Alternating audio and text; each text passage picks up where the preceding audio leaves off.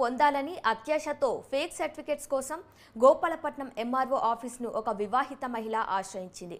అయితే తను వివాహం చేసుకున్న విషయం కానీ కట్టుకున్న వాడి పేరు మాత్రం చెప్పలేదు. అయితే ఇంత జరుగుతున్న సదరు ఆర్ఐ మాత్రం కనీసం సర్టిఫికెట్ కోసం వెరిఫికేషన్ కూడా చేయకుండా విధి నిర్వహణను పక్కన పెట్టి పైసాయే పరమాత్మ అనే రీతిలో డబ్బులకి అమ్ముడుపోయాడు. అన్ని సక్రమమే అని సర్టిఫికేట్ని విడుదల చేశారు. ఈ విషయం తెలుసుకున్న న్యూస్ 360 ఛానల్ సిబ్బంది ఆర్ఐని వివరణ కోరారు. అయితే ఆర్ఐ మాత్రం సర్టిఫికేట్ని క్యాన్సిల్ చేస్తామనే పదం తప్ప ఇంకా ఏమీ చెప్పలేదు.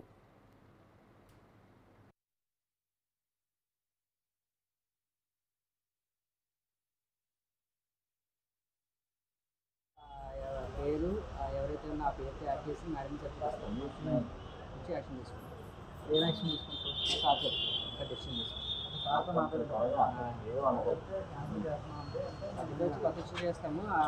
ఎవరైతే ఫీల్డ్ వెరిఫికేషన్ ఎవరైతే మరి ఎంక్వైరీ చేయలేదా? చేసిన తర్వాత అబద్ధం చెప్పారు.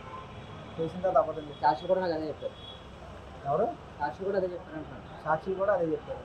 అందుకే వాళ్ళ మీద కూడా ఇప్పుడు అవును, ఇప్పుడు అది పొరపాటున అంటే ఇప్పుడు కార్తీక్ అన్న ఆయన ఓకే పక్కన పెట్టింది. నార్మల్గా అది వార్త తీసుకుంటే మీ జాబ్ రిస్క్ కదా. ఎవరు నార్మల్గా అది బయటకి ఇప్పుడు అదే బయట నోటరీలో వాళ్ళు అన్మ్యారీడ్ ఇచ్చి వెరిఫికేషన్లోనే అన్మ్యారీడ్ ఇచ్చి మళ్ళీ ఆ దరఖాస్తులో వెళ్ళినప్పుడు అప్లికెంట్లు అవ్వదని చెప్పి మేము వచ్చి ఎంక్వైరీ చేసిన సాక్షులు కూడా అదే అవ్వదని చెప్పారు. అదే అంటున్నాను. గతంలో కూడా ఇదే కేసులు లాంటిది కూడా వచ్చింది. తల్లి ఏమొచ్చి కూతురు తీయడం జరిగింది అనమాట ఆర్డర్ మీద కోపంతో. తర్వాత ఏమొచ్చి as per the effect of the applicant submitted for the documents అని చెప్పేసి మేము ఆల్రెడీ హైకోర్టుకి వెళ్ళాము.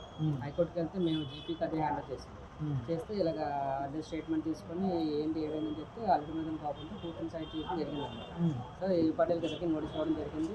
మళ్ళీ ఎవరైతే ఉన్నారో వాళ్ళకి నోటీస్ ఒరిజినల్ హ్యాండిల్ చేసుకొని కొత్త యాక్టివ్స్ ఇచ్చాము.